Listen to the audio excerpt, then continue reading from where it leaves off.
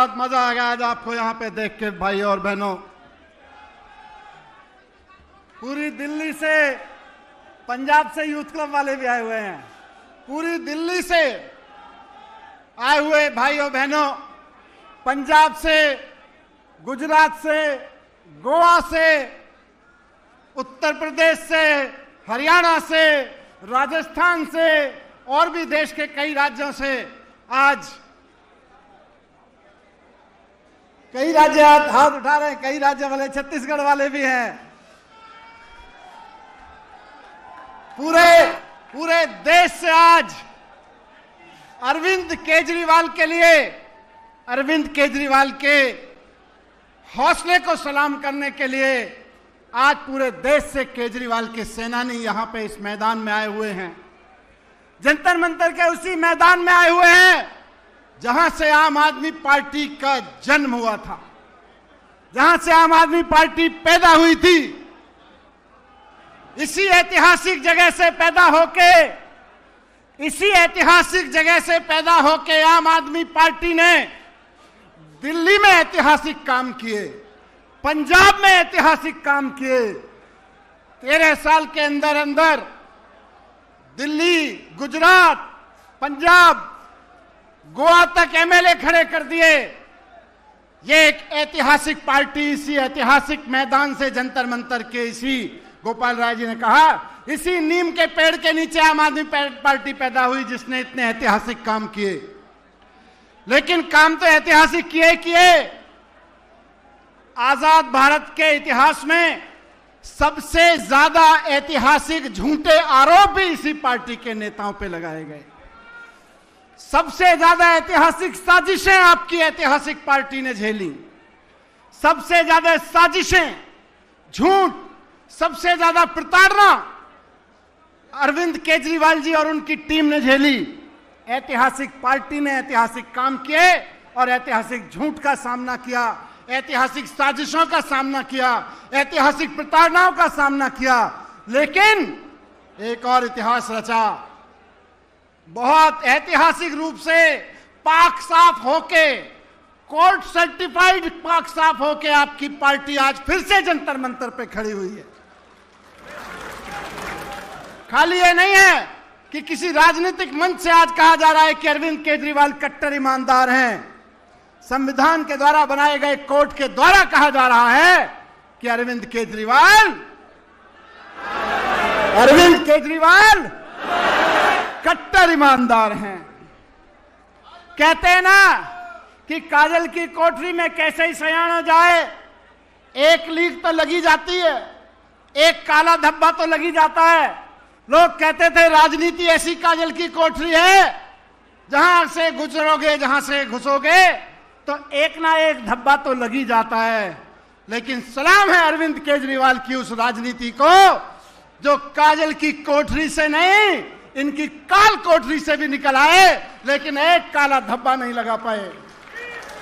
एक धब्बा नहीं लगा अरविंद केजरीवाल पर, एक धब्बा नहीं लगा अरविंद केजरीवाल की राजनीति पर, अरविंद केजरीवाल की सरकार पर और अरविंद केजरीवाल जी की टीम पर। काजल की कोठरी से भी पाक साफ निकल के आई आज हमारी पार्टी। एक जरूरी बात लेकिन मैं कहना चाहता हूं आज।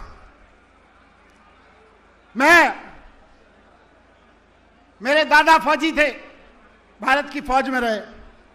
मेरे पिता सरकारी स्कूल में टीचर थे। मेरे नाना जी फ्रीडम फाइटर थे। मेरे घर में देशभक्ति का माहौल था। मैंने पत्रकारिता में भी देशभक्ति के भावना से काम किया। हमेशा सोचता था मैं, मेरे दादा ने, मेरे नाना ने, मेरे पिता ने मेरे अंदर देशभक्ति का जज्बा भरा। केजरीवाल जी ने उस देशभक्ति को रास्ता दिखाया और मुझे लगता रहा कि अगर देश के लिए अच्छे स्कूल बनाएंगे तो देशभक्ति होगी। मुझे लगता था कि देश के लिए अच्छे अस्पताल बनाएंगे तो देशभक्ति होगी। देश के नौजवानों को नौकरियां दिलवाएंगे तो देशभक्ति होगी। देश के व्यापारियों का व्यापार आगे बढ़ेगा, सरकार ऐसे काम करेगी तो देशभक्ति होगी।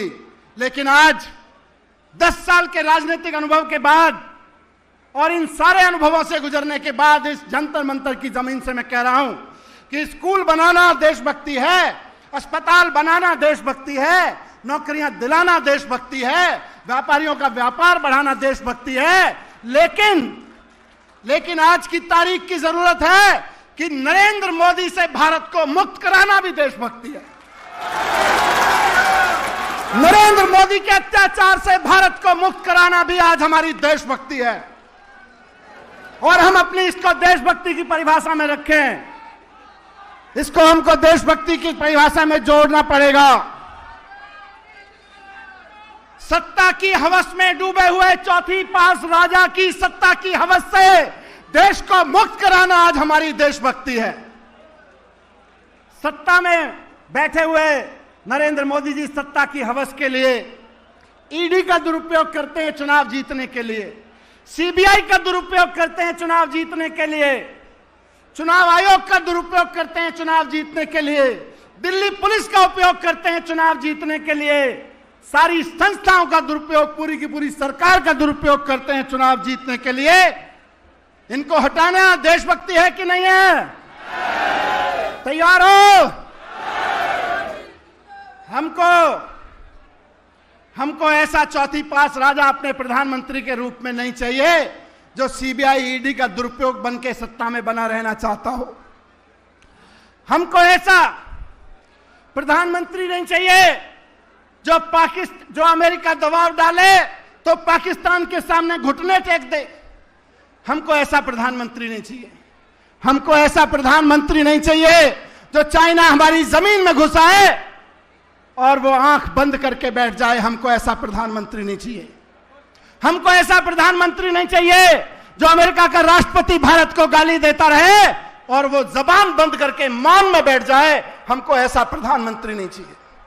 हमको हिम्मत वाला, पढ़ा लिखा, ईमानदार, दूरदर्शी और कट्टर ईमानदार प्रधानमंत्री चाहिए। कट्टर ईमानदार नेता चाहिए हमें प्रधानमंत्री के रूप में। हमको ऐसा प्रधानमंत्री नहीं चाहिए जो हवाई जहाज से उतरते उतरते खीसे नहीं पोड़ता, ही करता घूमे सारी दुनिया में। हमको ऐसा प्रधानमंत्री नहीं चाहिए जिसके बारे में दुनिया में दलाल कहना शुरू कर दें कि हम तो इसको जब चाहें जहां जिसके सामने नचवा देते हैं। हमको ऐसा प्रधानमंत्री नहीं चाहिए। हमको ऐसा प्रधानमंत्री चाहिए जो इस देश में स्कूलों की बात करे, जो इस देश में अस्पतालों की बात करे, रोजगार की बात करे, व्यापार की बात करे। कौन है ऐसा नेता जो ये सब कर सकता है? कौन है? जोर से बताओ। इसी जंतर मंतर से आवाज उठानी है कि नरेंद्र मोदी को सत्ता से हटाना देशभक्ति है और केजरीवाल जी को सत्ता में बिठाना देशभक्ति है।